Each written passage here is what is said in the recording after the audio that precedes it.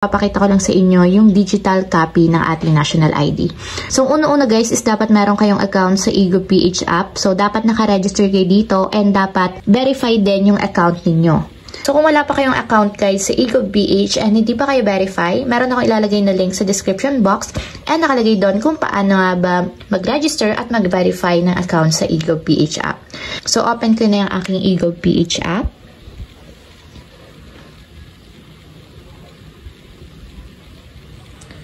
So, login ko lang yung aking account. So, under nga pala guys ng eGovPH app, yung lahat ng government services katulad ng BIR, PhilHealth, SSS, Pag-ibig, GSIS, at iba pang government services. So, makikita nyo dito guys yung mga new rules and regulations ng bawat government policies natin. And guys, pagka-open ng ating eGovPH app, mula dito sa pinakang homepage, kung makikita nyo, meron ditong mobile ID na makikita dito sa gitna.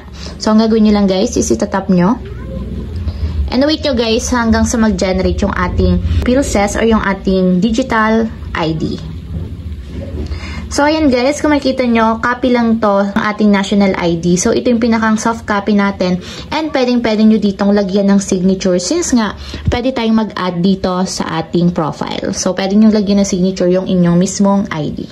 So, magagamit nyo to guys in case na kailanganin ninyo ng valid ID since nga national ID to and valid sa lahat ng services.